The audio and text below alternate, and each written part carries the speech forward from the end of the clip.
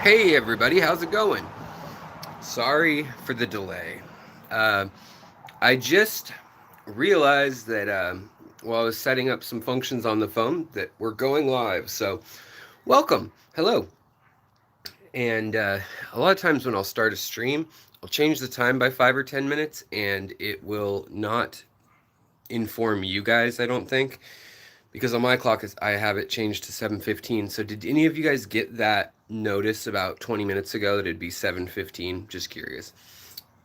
Any case, so today what we're going to talk about is dwarf cichlids. Now, I can't say that word too many times because YouTube will flag it as hate speech. I'm not kidding. They don't like Snow White and the Seven Blanks. They don't like her shrimp, and they don't like her, even the word pygmy sometimes sets it off. So I'm going to probably not use that word, and I'm going to say nano instead, even though nano isn't necessarily the correct word. Because nano, I usually think of nano as under an inch.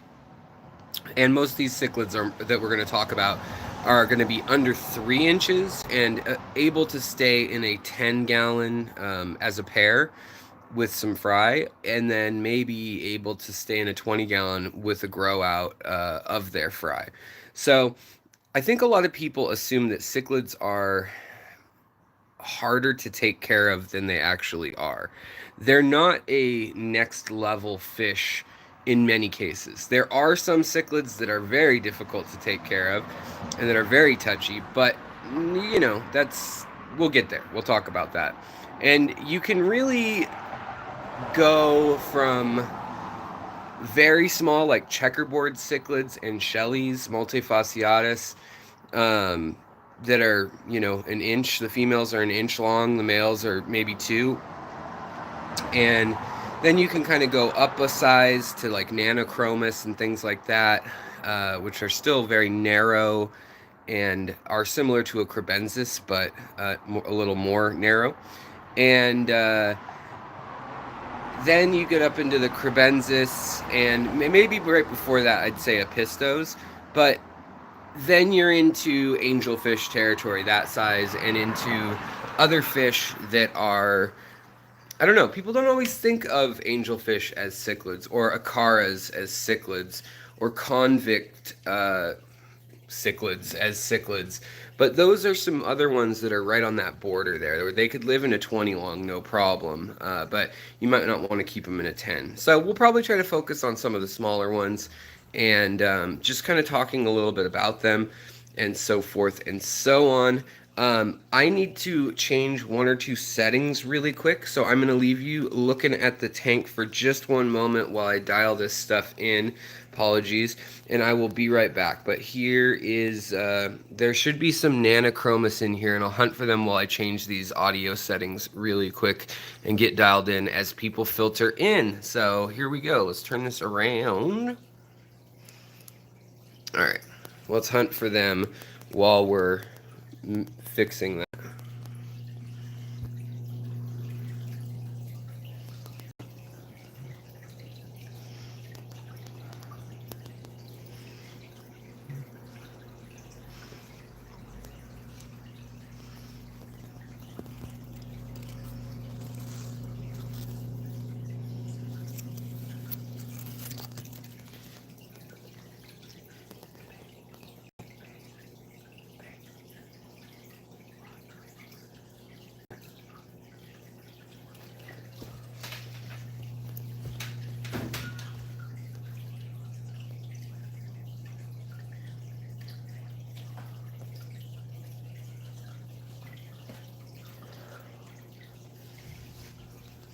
All right, guys. Almost done.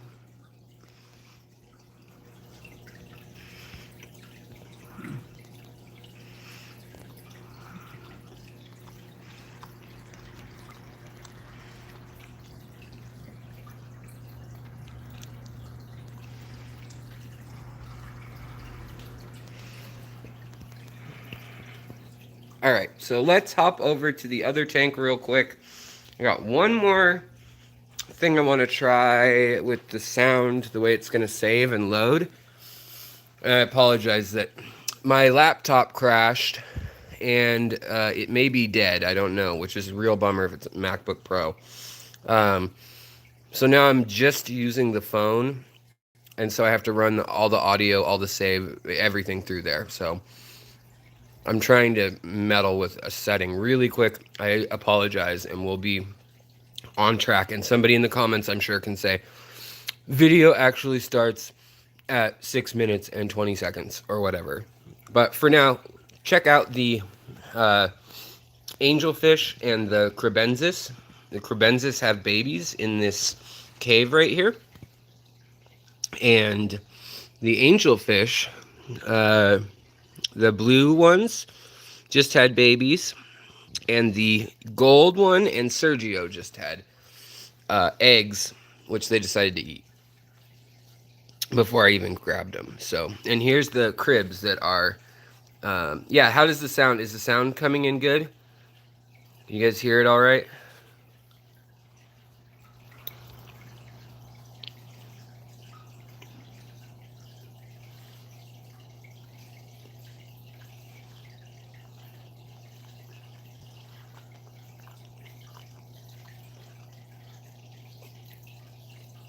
Okay, looks like that's good. Looks like it's saving to the right spot.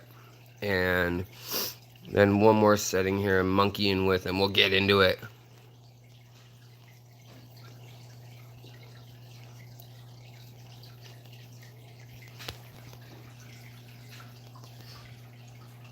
People forget that angelfish are cichlids. Now, they're much bigger than a small or nano cichlid, but they are cichlids, and they can live in a 20-gallon if you have the right kind. And, you know, ideally you put them somewhere different once they grow out a bit.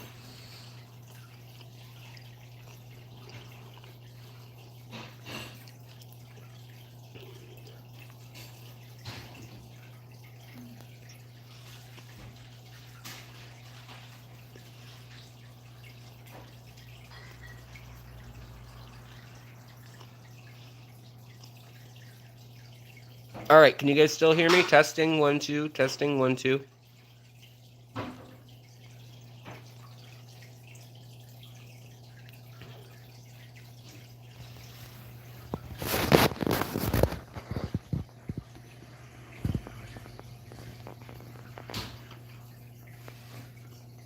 All right.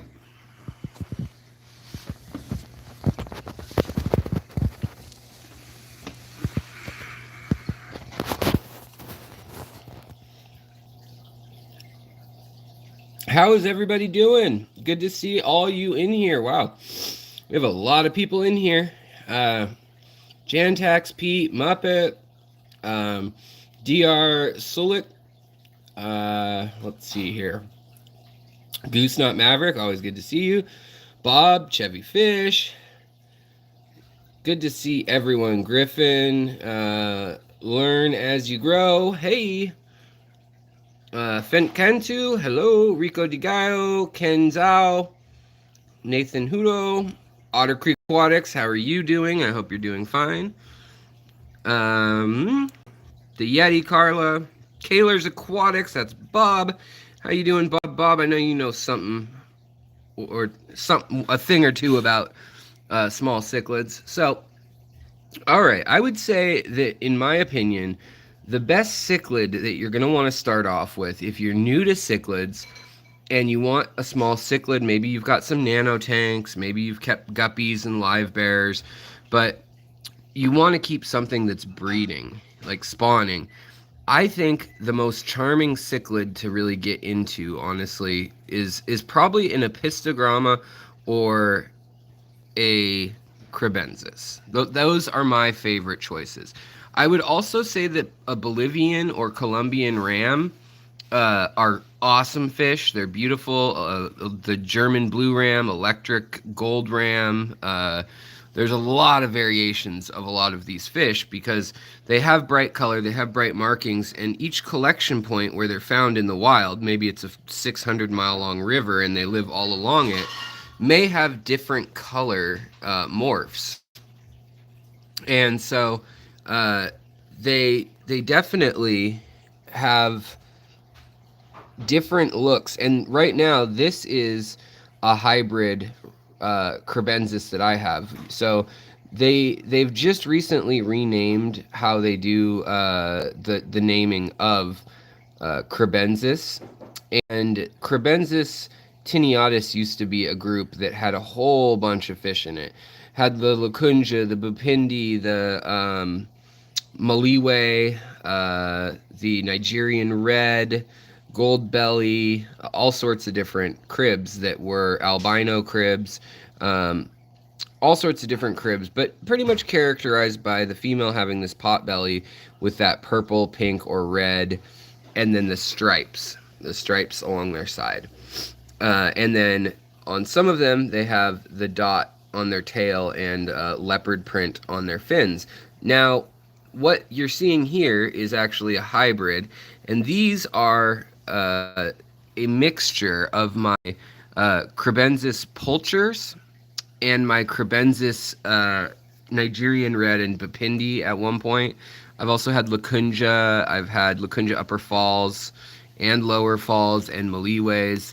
And I can say that they're all pretty similar behavior-wise, but size-wise they vary a little bit, and then coloration can vary a whole lot. So it's kind of interesting to see how they've mixed. And a lot of people are purists. They say, you know, don't mix cichlids like that because you'll muddy up the line.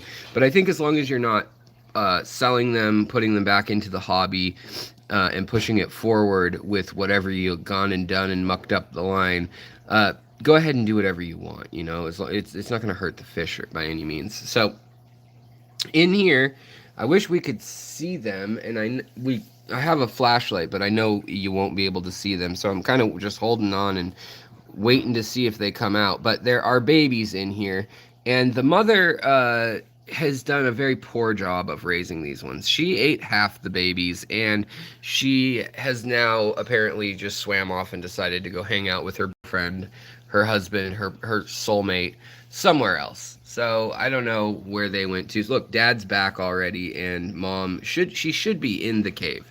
They have hatched. They're no longer wrigglers. So these fish, cichlids in general, they usually lay eggs in a little den, and then they usually exhibit parental care, which is what makes them so charming, so interesting, and I think it's why a lot of people really enjoy cichlids as a whole. Now, there are so many types of cichlids that it's ridiculous. There are, in our case, I'm going to break it into 3 groups, and that's going to be the hard water and high pH cichlids, which is essentially the Rift Lake cichlids, mostly from Africa, from Lake Malawi and Tanganyika and somewhat Victoria, but Victoria has more neutral water ones as well. And some of the other rift lakes in Africa. So there's the Great Rift Valley, which is where the continent is literally splitting apart. Instead of coming together like the Himalayas and growing, it's splitting apart and pulling the whole Horn of Africa away from the center of the continent. And because of this, it's opened up rivers and valleys and all sorts of stuff. And boy, this one has some really nice orange banding. There used to be yellow and blue and green in this line, and now it's really whittled down to like this nice orange, pink, red, yellow, and I really like that look. That's kind of who I'm selecting for. Now there are babies in there, and the male will go check on them too. And in some species, the male guards the nest, others the female, and sometimes it's both of them. Same with the angelfish. They will guard their eggs. They don't necessarily form a nest, but they will lay eggs on a vertical surface, which allows them to kind of be out of sight, out of mind a little bit more.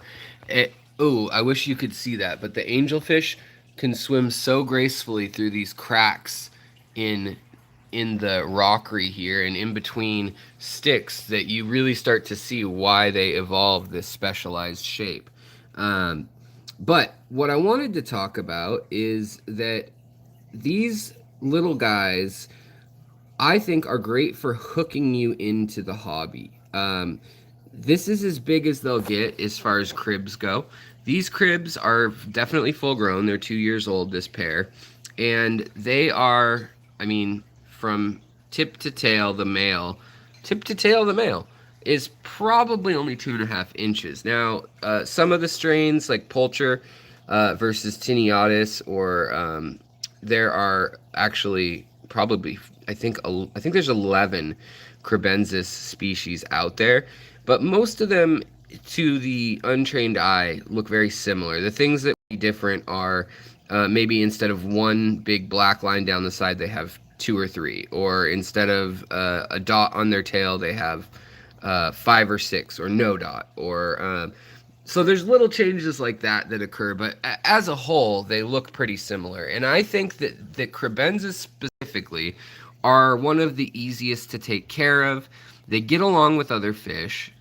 They are territorial when they've paired off to spawn or breed, but I mean, like with tetras and things like that, or corridoras, you can see there's corridoras near their babies right here. There's plecos near their babies.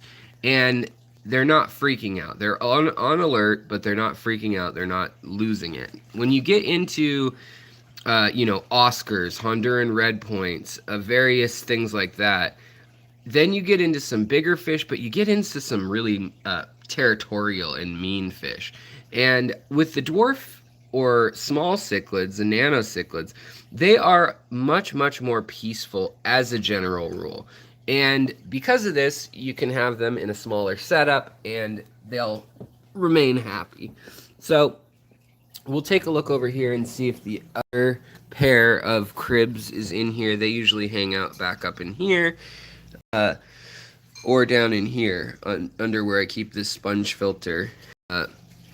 And you can see sometimes their babies, the juveniles, will poke their head up here and kind of just check out what's going on. But the blue pair of angelfish, which are also cichlids, have kind of squared off up here, and they're just hanging out, claiming this side of the tank, and they'll swim around up in here, whereas Sergio has claimed the entire front of the tank if he's there, and this little gal has claimed this huge area back here. So she's got like 20 gallons to herself because Sergio defends her honor. So when you're planning out a cichlid tank, you really do have to think about territory. And the bigger the tank you have, the better, even if they are small cichlids. I think you get a lot more dynamic activity and behavior out of them when you plan a tank out with, a rocky area, a very planted area somewhere else, sand. And we'll go over in a minute, we're going to go over some of the different behaviors that you really want to set your tank up for success. And if you have certain cichlids, you want certain features, and certain dither fish or no dither fish, there's definitely a big difference on how you can set things up. I don't know how you guys liked the angelfish history video, but if you haven't checked it out, and you like the really nerdy deep dives into stuff on this channel, I highly recommend you check out that video. I did quite a bit of research for a long time on that overlapped with a lot of other projects, but I had a lot of fun with. Okay, so here we go. Let me interrupt myself because they're very shy, these ones here. But we have a nanochromous species, which is the picture in the thumbnail for the video. Sorry, I can't think of words like thumbnail. And in this setup, they're going to be hard to find. And it's okay because in this tank, they can have, with all these plants, they can really have a lot of tank mates.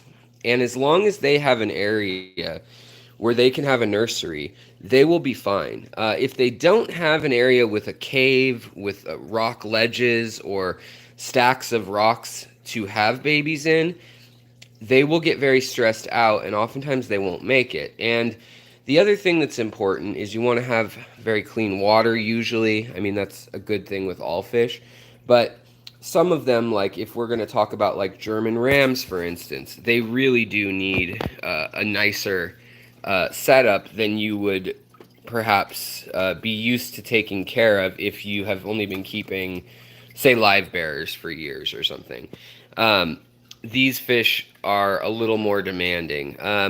The ones that aren't, though, are cribs. So cribs will happily live. This is we'll call it a 40-gallon tank. It's actually a 46-gallon system, but we'll call it a 40-gallon tank. And in here, you could easily have probably 3 or 4 pairs of these cichlids, of any sort of dwarf cichlids. And the thing I like the most about of the 3 categories, you've got the rift cichlids that are the high pH, high TDS. Some of them have salinity and minerality in their water. And that's like the peacock cichlids and the some of the shellies, the multifasciatus. Some of them can withstand pHs of up to 9. And they can also, I mean, it's ridiculous. It's like bleach or something, I guess. And they can also take quite a bit of salt and like a TDS of 1500. And those ones I find are a little more difficult to take care of. And so I don't recommend them right off the bat. But plenty of people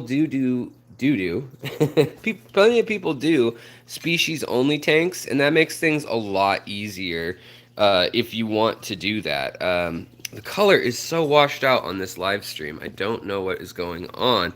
Oh, Pete, thank you so much for the super chat. For the future, $2.99 from Pete. I really appreciate that, sir. Right now, we got really flow in this tank. And if you remember 2 weeks ago, I cut everything really low down, and already a lot of these plants are right back up where they were. The other thing is I introduced shrimp, and for the most part, I would not suggest putting shrimp with small cichlids. Cichlids, as a general rule, are omnivores, and they're going to eat a little bit of plant, a little bit of fish, a little bit of grubs, a little bit of whatever fits in their mouth, and even a little bit of their own babies, unfortunately. So I'm hoping that here we'll see the Nanochromis pop out again. There's probably one in here right now. They're small enough, these ones. So these are Nanochromis consortus, the ones that I have, the one that there's the picture of. But there's also several other varieties. There's Nanochromis splendens, which is the most colorful of them. And they probably only get 2 to 3 inches. They're a lot easier than the Rift Valley cichlids, and I would put them in the neutral water cichlids category. And that means that you have both Old World and New World. So you've got the Old World, which would be Africa, Asia, and Europe, of course, Madagascar as well.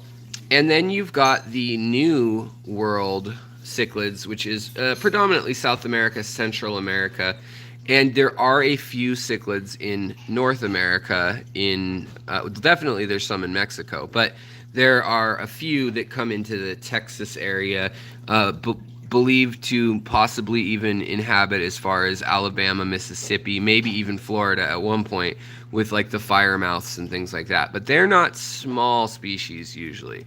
They're on the bigger side. The ones up in North America, and they all happen to be more of usually a neutral water cichlid. And then you've got the Old World and New World cichlids like Apistogramas that are, I would call them acidic water or jungle cichlids. And they tend to be in still bodies of water. They can withstand a lot less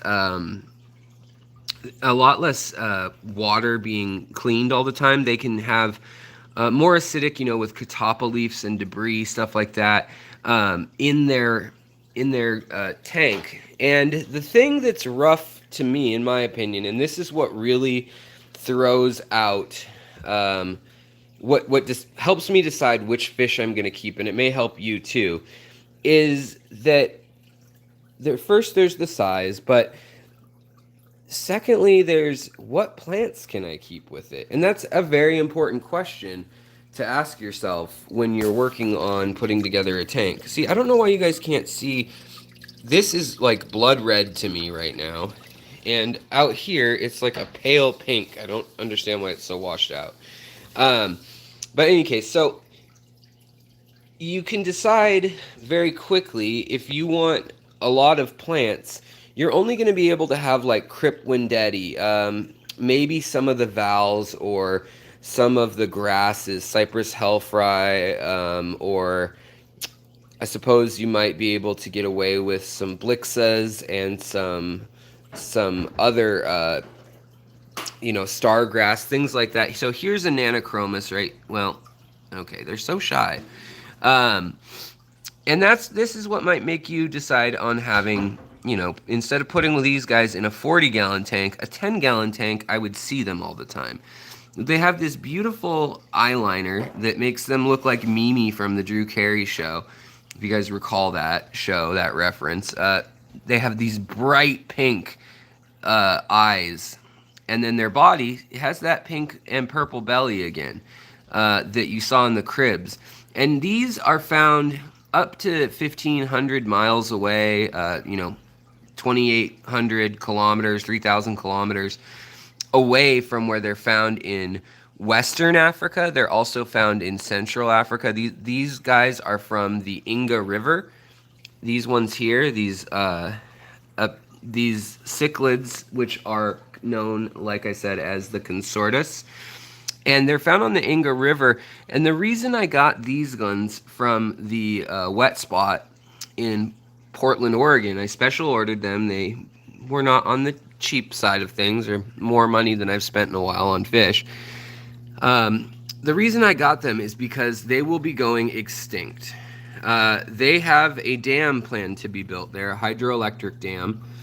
There's already 2 projects, Inga 1 and Inga 2, and they're building Inga 3 in between the 2, I believe, and it is going to be a massive hydroelectric dam, the size of the one on the Nile, I believe that's the Blue Nile that they built it on, that is the Ansar Dam, I think is the name of it, or Anwar. Is it Anwar or Ansar?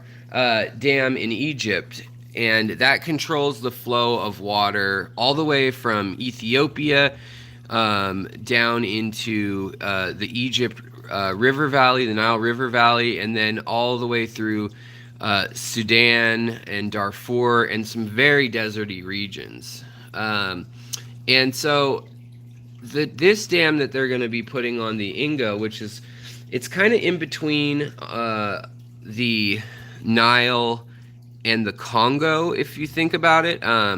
So the Nile is to the northeast of it, Congo is to the northwest of it, and it's south central, right in between the two of those other rivers. So here we go again. Beautiful fish here, but so small.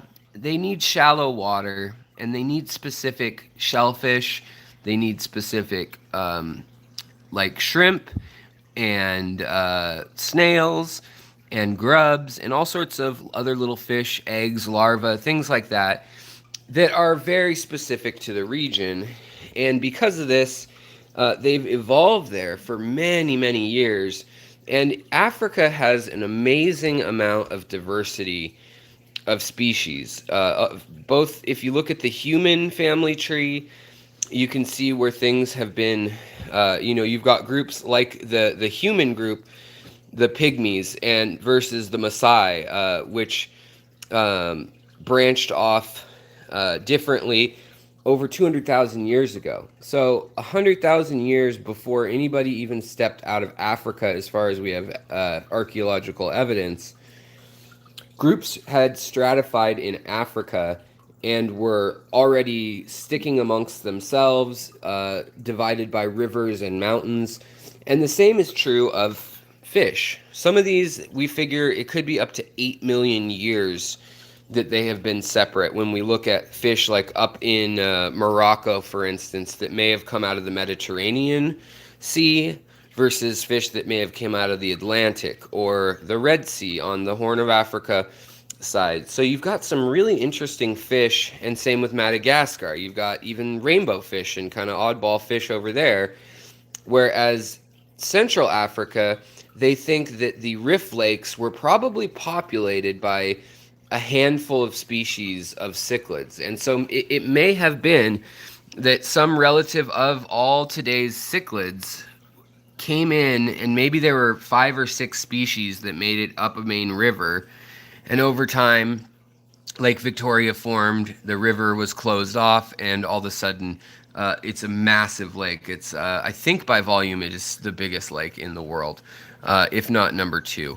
And it is, the edges of it are really beautiful as well, where you get these rocky boundaries, and it borders a bunch of different countries, and so do most of the Rift Lakes, actually. The land there was literally carved up politically during the colonial era by everybody wanting a share of the lake frontage and fishing there. And in the 1970s, a lot of these species, so they think that maybe Lake Malawi may have had something like 700 species of cichlids, and then another maybe 500 to 1,000 subspecies if you want to get technical about things and argue. But that also eliminates some of the species too. So there's some weird overlap there. But because of that, you get these specialized cichlids, and that's another amazing thing about cichlids. And even the little ones, Old World or New World, Aswan Dam, thank you so much. I really appreciate that, the confirmation on the name there, not Ansar. I'm thinking of the mosque, Al-Aqsa and Al-Ansar Islam, another group in Palestine. Sorry about that, guys. Yes, Aswan Dam. Jackson tax, that's awesome that your maternal grandfather was approached to design and build the Aswan and refused. Interesting. He thought several smaller dams would have been better. Yeah, probably, but there's a big political reason for that. Ethiopia also wants to build a giant dam, and Inga Dam would be, Inga 3, I believe, would be in the Congo. Now, the Central African Republic, just north of Congo, also wants to put in a dam. So you could find a situation where everybody builds these ridiculous dams, and granted, I was just looking, 90% of the people who live in the Inga River Basin do not have electricity. 90% do not have electricity in their house. So it's understandable why these countries want to bring electricity, cell phones, you know, the 21st century. They want to keep up and catch up with the rest of the developed world.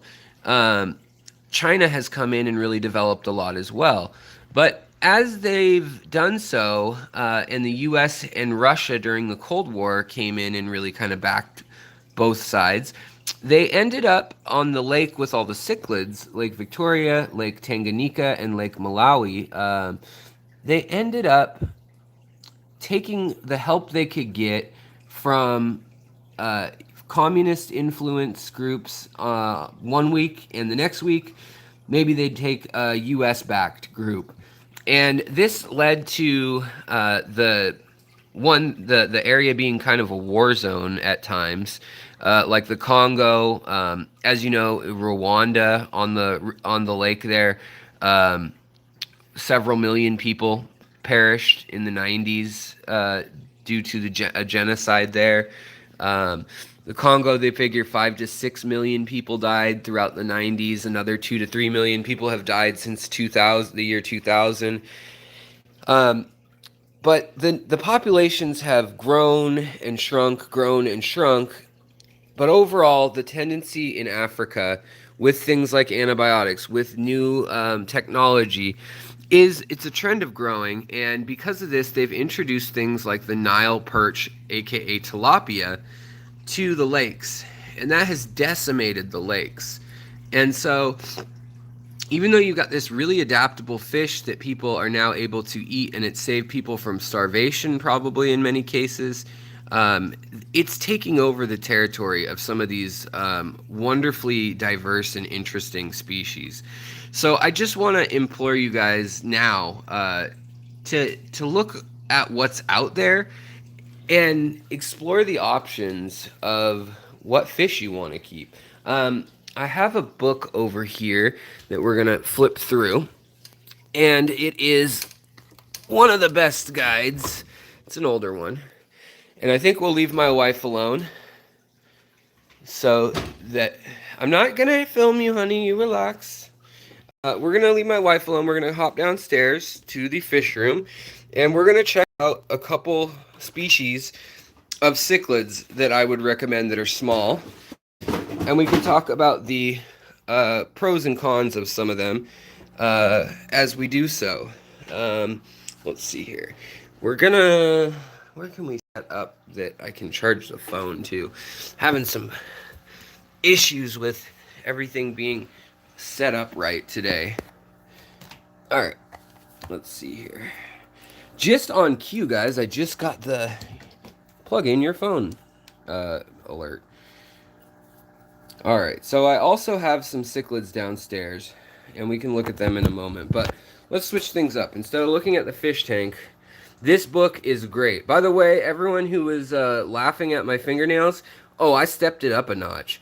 I did 2 colors. I think that's called French fingernails or something. I don't know. My wife had a name for it. Honey, what's it called when I have 2 colored fingernails? The way I did it. French tip. Boy, that sounds dirty. Okay, probably going to get demonetized for that one. Any case, the other thing I wanted to show you while we're down here and over here is that we have all these little babies. All these little babies from the various angelfish hanging out, and also some gouramis. So we'll have to split them up. But speaking of cichlids, I thought I would just show you that there's some baby cichlids over here, and these are not very small cichlids. Obviously, a lot of the angelfish can get very large, so I won't include them in the small ones. Also, I want to thank you, Alan. Thank you very much for the super chat, buddy. I know you're in the midst of moving and all sorts of shenanigans, and yet you're still being so giving and caring. What a mensch. Thank you. This is a great book. If you guys can find it, it's just a great book. These are all actually North American darters and stuff here. Perch. But we will get to cichlids. And it's got all these sword tails. I mean, this is kind of the... it's a little out of date now. We have a lot of new species like celestial pearl danios and erythromicrons, things like that, and as well as another 600 species of Corydoras that this book doesn't have, but it still has probably 200 species of Corydoras in here. And like I said, so this is by Dr. Axelrod. He takes credit for a lot of stuff that he doesn't actually do, but or did. A lot of people dislike him. That's a story for another video. And a lot of these pictures are kind of 80s quality pictures, in that you've probably seen some of these fish look a whole heck of a lot better than they're appearing in this book. But I wanted to flip through and find a few selections of some of my favorites, just so you guys could see, you know, some of the various, you know, we've got pencilfish here, and checkerboard cichlids are going to be another one that are great to go with the pencilfish. They're South American fish. Where the heck do they have it? Okay, here's some cichlids. Let's get to the small cichlids. I should have earmarked this ahead of time. I apologize, guys. But in here, we have all sorts of cichlids. And what's cool when you get an older book like this is you get some of the cichlids that are now very, very hard to find. So these are like the Akara cichlids, the convict cichlids, and you can see a lot of these are the same species. So you've got a sorry guys, I don't know why it's saying rotate device, but I didn't do anything. So these are Pseudotropheus, and you can see some are blue and yellow, and a lot of times in these, the male and female are a different color. One's blue, one's yellow, one's orange, and one's purple. And it's really startling how different they are. If you go to the island of Hawaii, the Hilton there, if you go to the Hilton Hawaiian Village in Waikiki, when everyone's allowed to travel again, I suppose, if you're ever there, they have quite the number of cichlids in their ponds there, and they're kind of fun to watch and look at. They've stocked it, and they actually have a breeding program there. These are all killifish here. I was trying to find the Apistos for y'all, and the Nanochromis, and such. But, you know, then we've got Discus. Wow, look at that one. Okay, here we go. So here we go. Here's what I was looking for. So we've got the, we've got all these lovely little cichlids. So we've got species like this guy here. We've got all these Apistos. They go kind of just by Apisto, but there's also been so much breeding in captivity, and all these fish are going to be no more than maybe 3 inches, but most are more like 1.5 to 2 inches. And these are all great choices. Well, maybe not all, but the majority of them are good choices for someone who's new at keeping cichlids and wants some interesting cichlids. So these cockatoides here that in the wild look like this, they've been bred now so that they have just pure orange fire red. You've probably seen it if you've watched Aquarium Co-op. You've probably seen it many times. And then the females look pretty different. But you know, there are so many Apistos that we're still discovering as well. You can just see the selection of color and markings, and these are all very, very small fish. None of these Apistos are bigger than, I mean, most of them say 8 centimeters, 6 centimeters, 7 centimeters, 4 centimeters. You know, they're all very small. One very popular one, along with the cockatoides, is going to be the Ramirezi, and they're a popular one for sure. I like them. They're more rounded, and that's where the rams come from. And yeah, I think the checkerboard cichlid, by the way, for WTF MRB, I think that they might be one of the smallest cichlids. Shellies or multifasciatus, which live in shells in the Rift Lakes, I think Lake Malawi, they are really fun to watch, but you do need to have special water parameters for them, which is a little bit rough. And they sell pre-mixed salts and additives that you can just add, which makes life a lot easier for sure. But some of it can be a little bit rough. If you're new at it, you want to be able to do that without killing them. And then the other thing is you don't want to have your little cichlids. You don't want to have them if you want plants and you get shellies. Really what you should be doing is having a sand and stone only tank, and you should be not having too many plants in there. They don't need them, they don't want them. Here's another Apistograma cockatoides female, which is interesting. And you see they have them. Here's a blue cockatoides. Same deal, 5 centimeters in length, pH of 6 is ideal. And you can see, though, that they range in the way they look quite a bit, even within a species.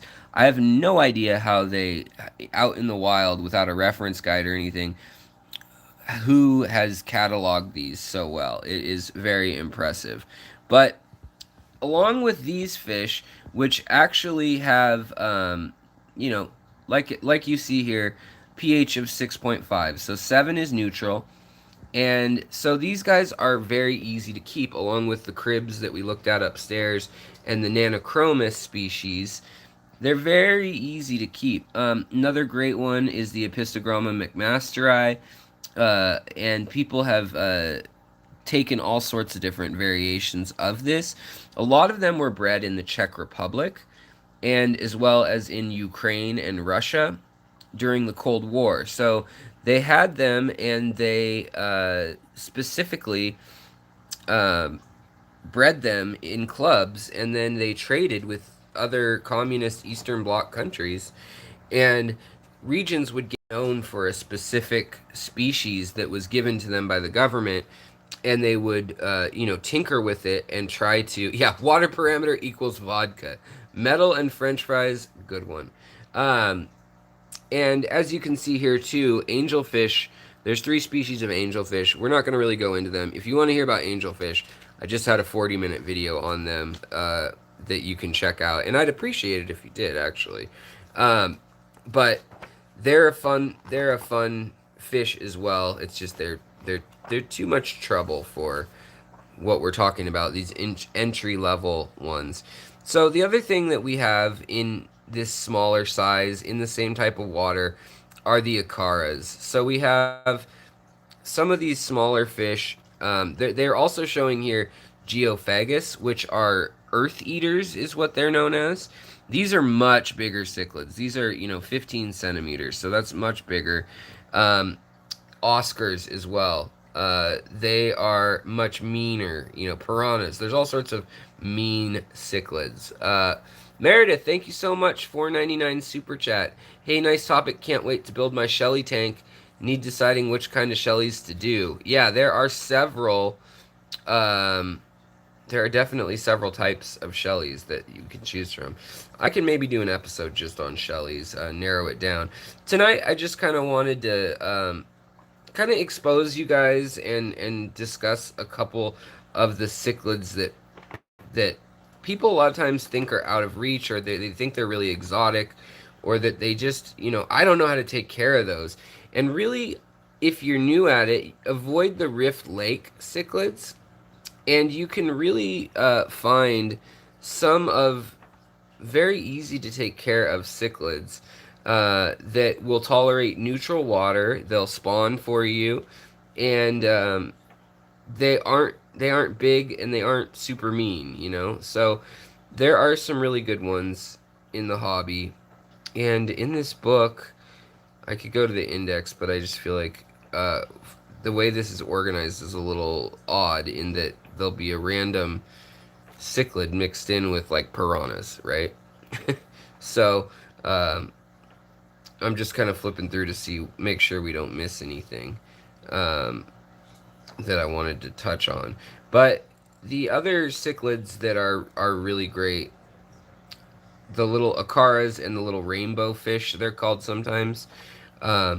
They can come in almost any color you can imagine now. You can find... let's open it to the deeper... Here's all the cichlids. So these are the deeper water cichlids that we were talking about. And, some of these... are larger, 12 centimeters, and so if you're thinking about what that means, really, that's probably going to mean about 4 inches. So it's still not a ginormous fish, but it's enough that you definitely don't want to put it in a 10-gallon. But mixed in with some of these fish are some much smaller fish, and right here, let's see, do they have it organized by lake? I'm hoping that's what they did. I'm trying to find description. Sorry, fellas. All right. Well, we'll keep exploring, but there are some really cool little ones mixed in here. So this is a 10 centimeter. So and you're gonna have about 3 centimeters or so to an inch, and so it's maybe a 3-inch fish. Some of these fish are really beautiful, and a lot of them, though, work in tandem with other fish. So you may find that you want a certain cichlid, and say you want a keyhole cichlid or something, you may find that it has another cichlid that works with it in tandem and that takes care of the babies, that is almost needed. It's not essential, but in the wild they work together. And here's another one, Tropheus. That's not the. I mean, it's not ginormous, 10 centimeters, but it is a really beautiful fish. And these are all Rift Lake fish that we're going through here. These are all gouramis back here. I'm trying to find you guys the Central African ones. This book literally has over 8,000 species listed in it, which is great. But there aren't, that I know of, correct me if I'm wrong, folks, but there aren't that many cichlids in Asia. So there's pufferfish and gouramis and bettas, things that are kind of, and barbs and things that are kind of similar in behavior, maybe patterns and things, but they're just not. They're just not cichlids. I'll have to do a video on what specifically makes a cichlid. But if you guys, okay, here, perfect, thank you. Finally, what I've been searching for. So pelvicachromis pulcher. This is what's upstairs in my tank, and you can see how much they can vary. So you can have them look like this. You can have them look like that. You can have it look like this. I mean, look at the difference between this. It's very impressive. And when you have a big old group of them, it is it's impressive as well. This thing is saying that they reach 8 centimeters. Some of them say 9 centimeters. I'd say that's right, about 3 inches. But a lot of times if you have them in a smaller tank, they don't really quite reach that size.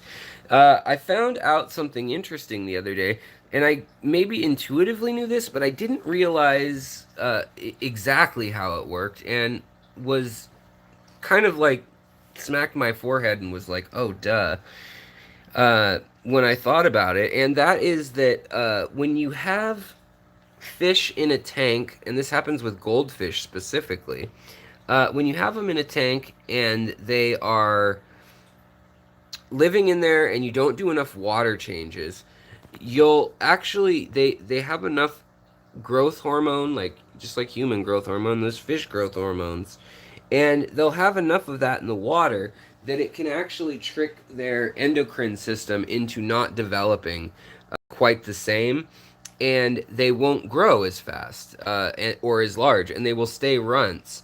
And there can be health problems with this. Also, some people will keep their cichlids in small tanks and think that's okay, and it will. You could keep some of these 6-inch fish in a little 5-gallon tank. Here's a 10-gallon tank, for example.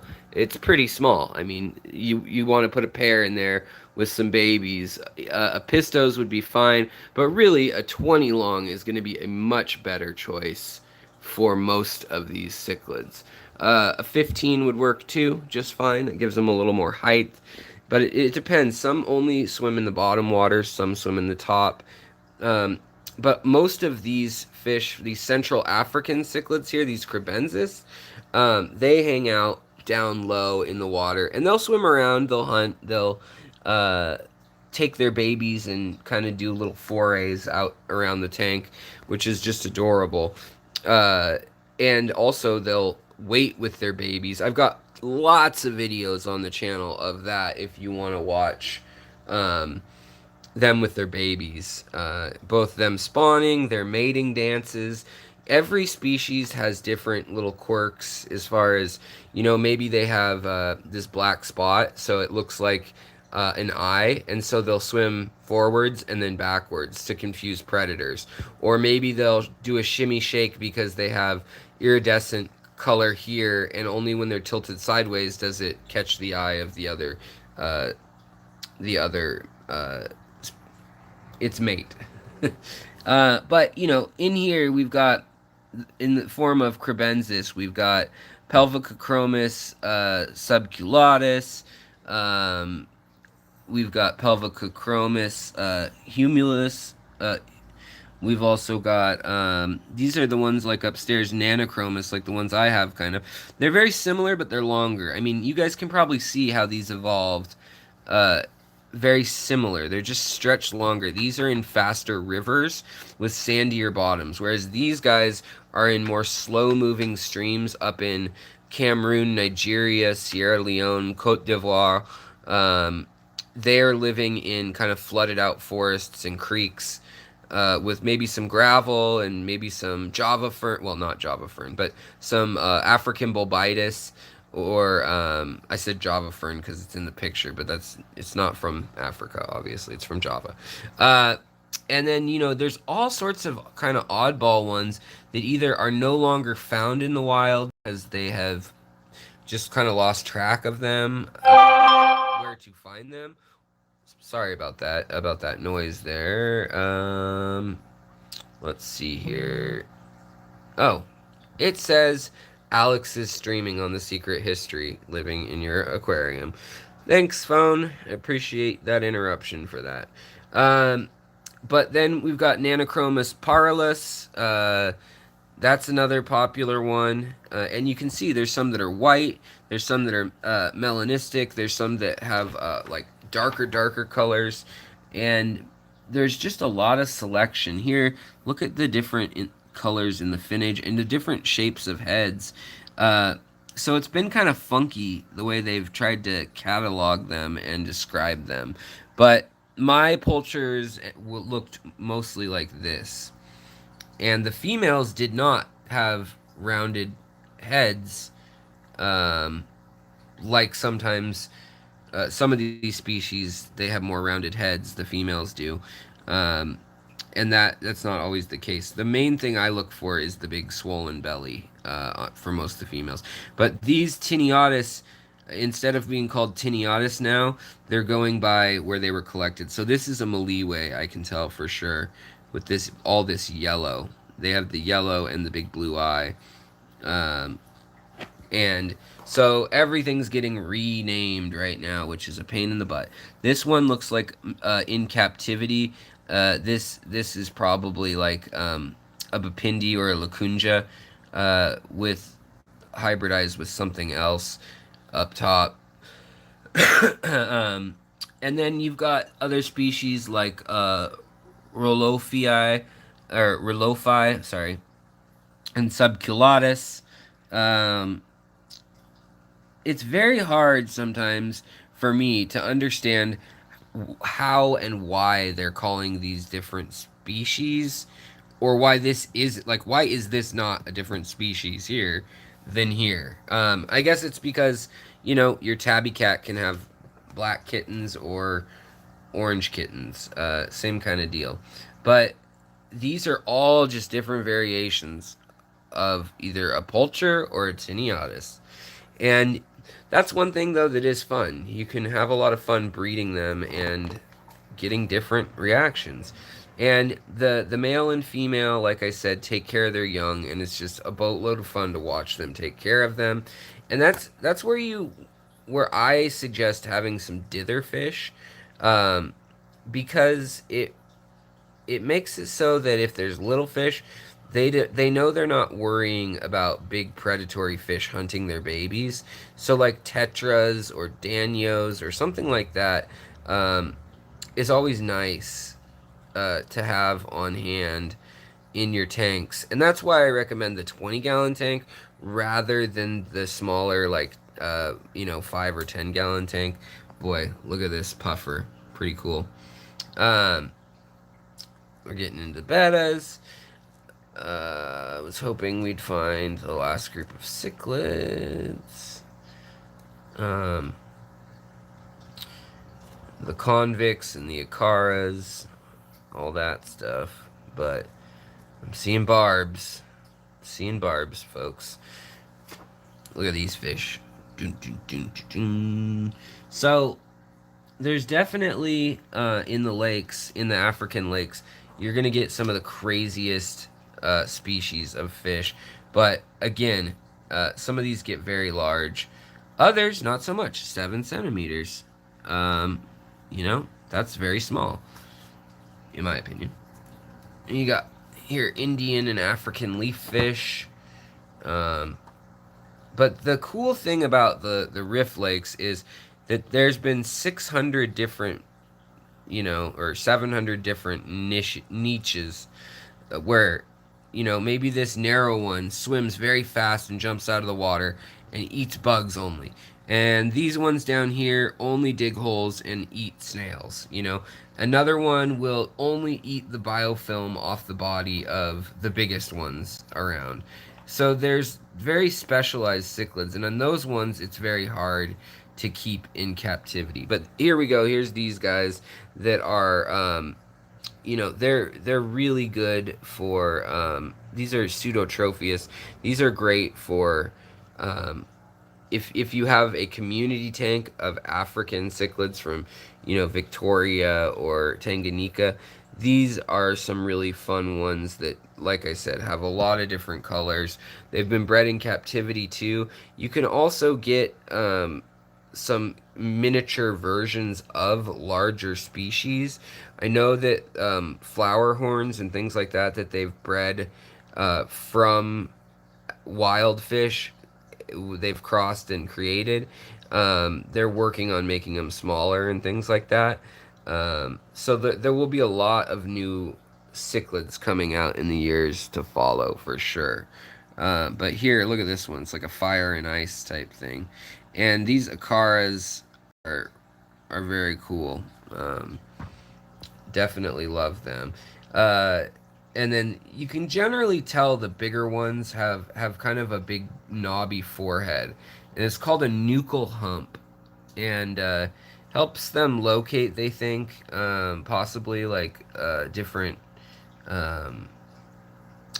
predators in motion in the water and things like that.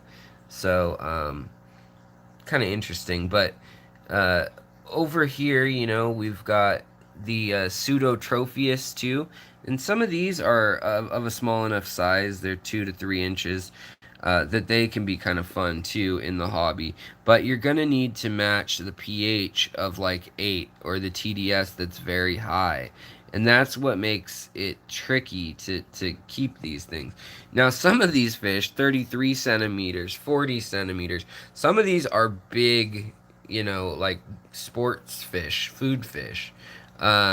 The haplochromis and stuff, some of these can get kind of gnarly too.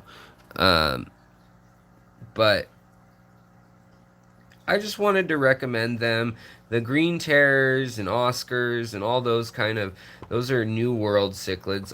I would say that they're fun in a species-only tank or maybe in an aggressive predatory fish tank.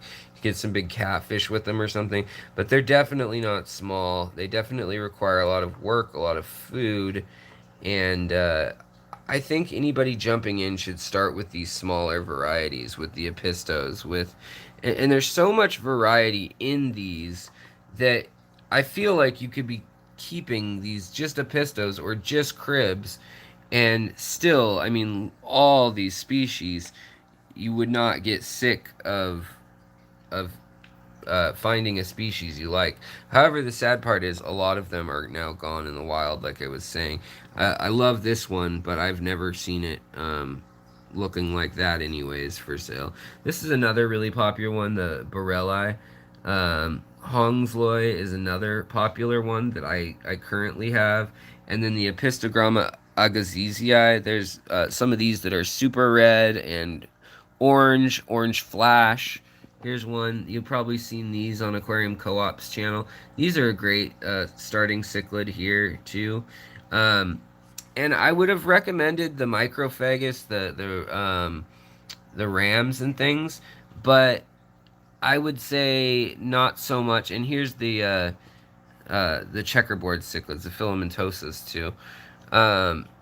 Very, very cute 4 centimeters. So not even an inch and a half long. These guys up here in the corner.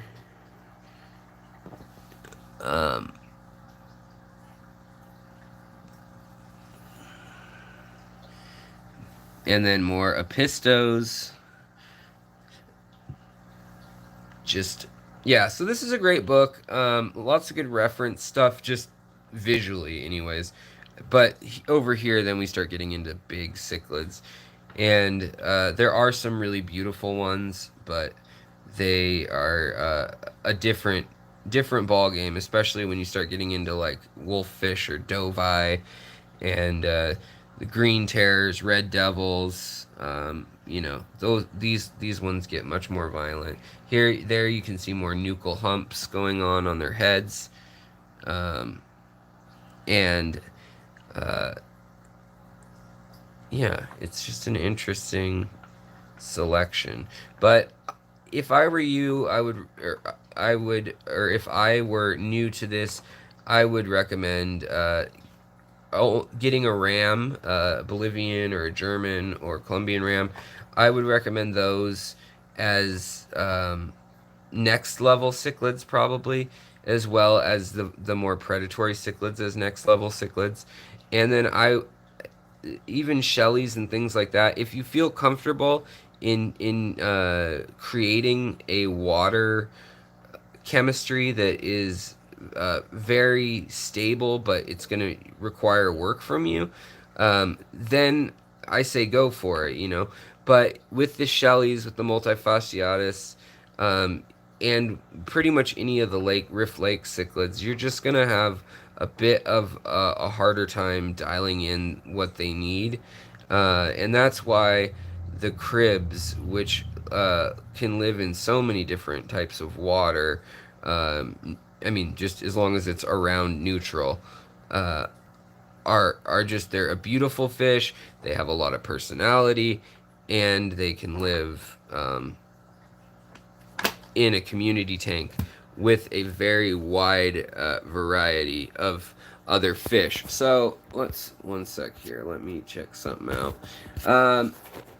So I know today we didn't get super in-depth. I felt like just doing kind of a fluffy video because I know we did get very in-depth in the angelfish talk that I posted the other day. It is very detailed with lots of names and dates, and there will be a test next week.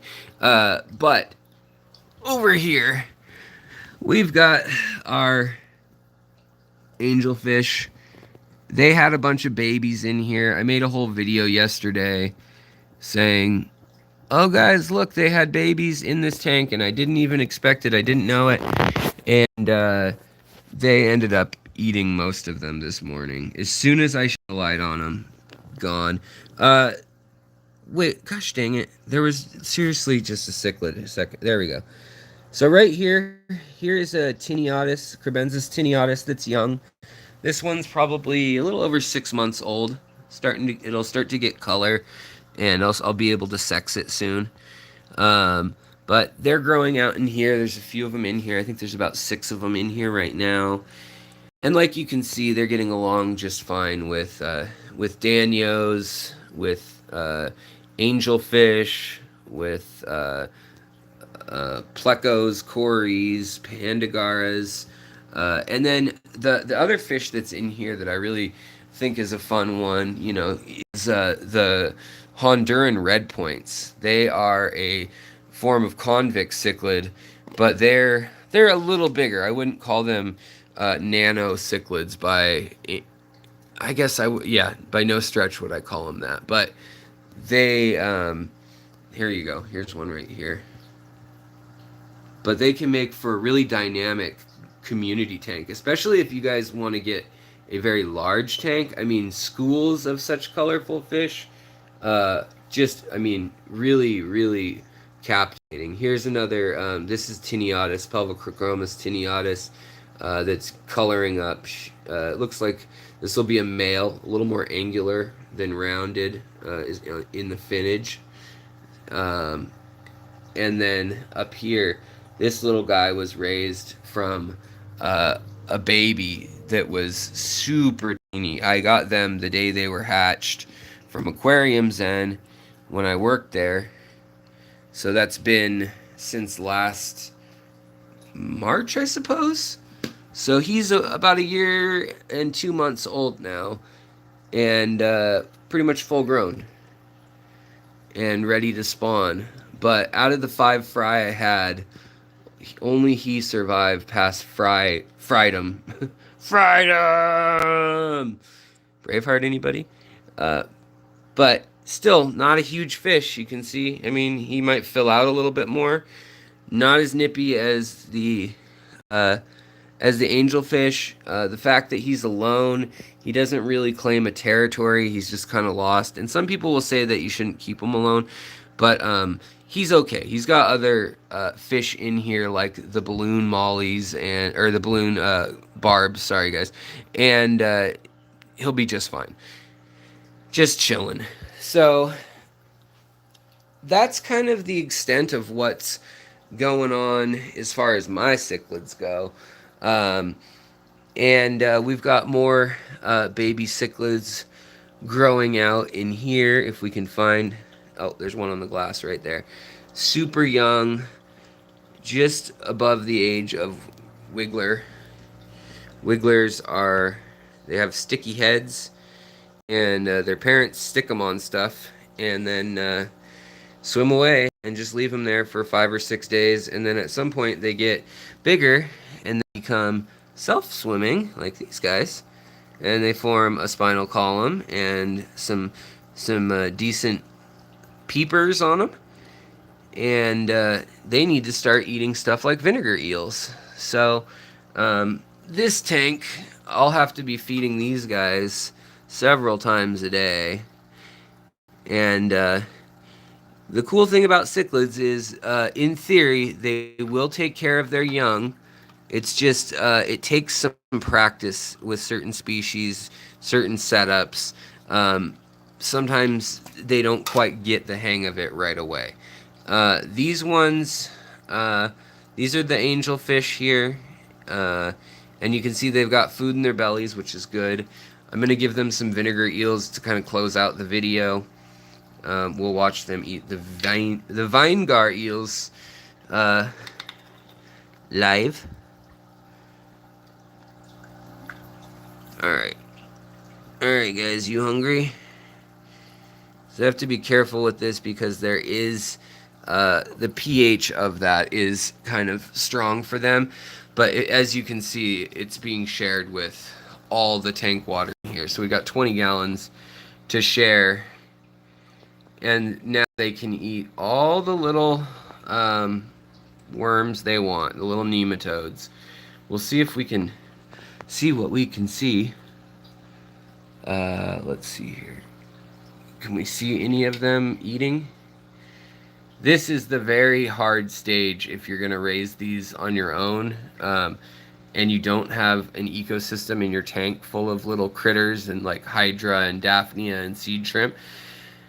Cultivating these actual live food sources can be real tricky and make for a rough go of things.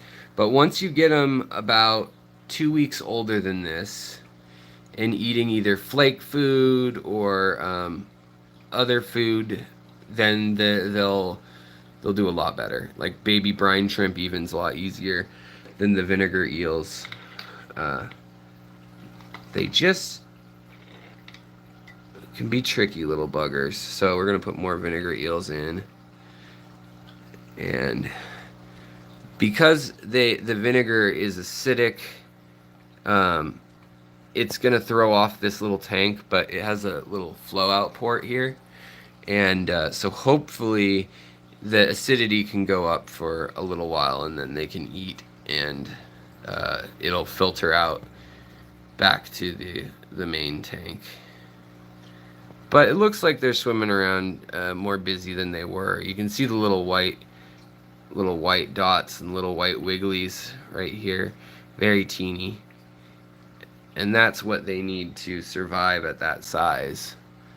In the other tank, we have some down here too, some gourami babies, and another set of angelfish in with the shrimp, and then we also have the ones that are up here that are from the other angelfish, the veil-tail angels.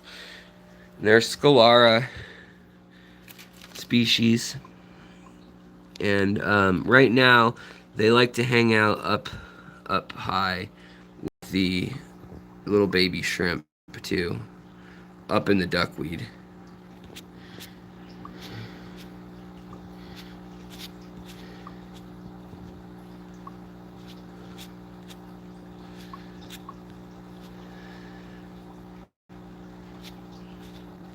But you see the little creatures that live in here? These are not the shrimp, duh, but the other little floaties in here. This will allow the fry to eat without me having to feed them. This is kind of a one-trick pony, though. You can only do it so many times before you need to start restocking and replenishing the supply. But right now, with the fact that there's snails and... Oh, lights out, apparently. Sorry, guys. Lights out time. With that fact that the snails are in here, they will create infusoria in the water just with that algae and those plants that decay. And that is exactly what you'd be feeding brand new fish. In here we have 2 Hongsley Apistos, but they're always hiding under that log. So you do have to know that some Apistos are going to be shy. If you put in other fish with them, they'll be okay sometimes. These guys, the nice thing about the Apistos is they don't need that low pH, but they do dig it. They do like having the lower pH for spawning. But if you're not worried about your cichlid spawning, then you can really keep them in a much wider variety of conditions and not worry about it. In fact, they will eat their own babies sometimes. There's also mouth-brooding cichlids, some that keep their babies. I have not had that, Jeff. I've not had that cichlid or that apisto. I've had apisto agazizii, cockatoides, Hongsley, Hudali, Rofaloi or Rafoloi. I've also had hey Ken Zhao, totally unrelated. Which variety of Neos should I buy? Orange, cherry, or red? Red. I would say get maybe some orange are kind of popular. Red tend to get the least amount of money, but if they're really good quality, then go for the reds. But I would go for some red Rileys or red Rileys. Just because if you spawn those, you'll probably make more money. And the same is true if you get a really good quality yellow shrimp or blue shrimp. You can make some money off of it, pay for the next color that you want to get. Also, by the way, a lot of people have asked, and I forgot to tell them, about all the bettas that have now grown up. The bettas have grown very, very quickly. Oh yes, Panduros are very nice apistos. I had one of those probably 15 years ago. Some of them have gotten harder to get to because they've kind of stopped exporting a lot of Brazilian fish in the U.S. and or in Brazil, I should say, to the U.S. And so that's made it a little more difficult to get a hold of some species. But a lot are still coming out, and they'll say, this is I don't know, Agazizii fire red, bred in captivity, and it's actually something else bred in captivity, given a different name. So... Oh, and the other tank turned off too. I guess everybody's turning off on me. Alright guys, we're going to end this where we started this outside. see if the last time I came to you guys live, there was a lightning storm, and looks like it's cleared up. I don't know if you guys are on the East Coast or in Perth or where you're at tonight, Pete and folks, but beautiful sunset tonight. It's about 50 degrees out. I know this wasn't a real specific video, but thanks for joining me. I hope it helped a little bit, just kind of familiarizing you guys, introducing you a little bit to the different kind of the basic groups of cichlids. I could do an hour on each species, on how to keep it, breed it, spawn it, you know, and the interesting history or biology of them. Really interesting stuff, like when you see that they're missing a set of fins, or that they have a set of fins that they walk on in silty water, or maybe they go right to the edge of the water and they jump and they eat fish or eat bugs out of the water, out above the water. So there's lots of cool things with cichlids. They're a evolutionary specialists, like finches, like goldfinches and birds, you know, like on the Galapagos Island, like parrots and all sorts of birds. So I hope you guys enjoyed tonight. Thank you so much for the super chats. I'm sorry that maybe this was a little less organized, and sorry about the audio stuff at the beginning. I'm still working that out. I want to upgrade stuff. I'm just kind of saving. You guys know how it is right now with everything going on in the world. Stuff's kind of in the air, finance-wise, and I decided to blow some money on fish, as you know, to get those nanochromis and stuff. Ginger, thank you so much, as always. I'll talk to you soon, Ginger. But also, I meant to say, I put a new playlist out. So there's a new playlist called The Best of Secret History Living in Your Aquarium, and it's called, I think, The Best of Deep Dives. So it's all the history stuff designed ideally so that you can listen to it in your car, playing like a podcast. Most of the videos you could listen to without watching, and there's like maybe 60 hours or so of content on there, maybe 50 hours. So lots of stuff on there going back 3 years on the channel, as well as the other 500 or so videos on other that you can look through on the channel. But it'd mean a lot if you guys are new to the channel. Check out that playlist, the deep dive, the best of, and that gets real nerdy. It gets into the history of keeping fish, into different species, into frogs and shrimp and genetics and guppies. We're going to do an episode soon about the fish that are in space right now, the Medaka rice fish, and the zebra danios that are in space right now. So we've got lots of cool stuff planned. We've got microscope episodes still yet to come. We've done live streams with that before. But I hope you guys are doing well. Thanks for joining me. And of course, take care of your critters. Take care of the people around you. And take care of yourself so you can do the first two. And if you do the first two, you know, I think that the world, I think it'd be a better place. So thank you guys for being you. I always appreciate all y'all on the live stream. We'll probably do a less me talking at you live stream, where I'll try to answer some questions soon, probably this weekend. So if you guys have questions, always you can shoot me the questions in the remarks, but also on these live streams. And the other thing is, on Patreon, I'm going to be doing, I think now, I'm going to start uploading some of my research sources on big videos, like the angelfish video that took me over a month to research. I want to start uploading the original files, the woodcut art from the 1850s of the expos, and just maybe I have like some original German books that were scans that I read, that maybe some of you read German, maybe you're in Germany, or French or Italian or whatever. Some of the deep dives I've done into the subject, I'm going to try to start maybe incorporating that into Patreon, if that's something you guys are interested in. I would just like to give back more, and also kind of fuel that whole situation. Fishy Fun 57, thank you very much. I will try to stay safe from the lightning. I hear the birds chirping now. It usually means that the hail and stuff is over. You guys have a wonderful evening. Have a great long weekend. I know, you know, it's not quite Friday yet, but yeah, and take a look at that playlist if you want to learn more stuff about connecting the world at large and bigger issues and history and just odd stories, amazing stories in the hobby. Check out that playlist. Ginger just posted a link to it also.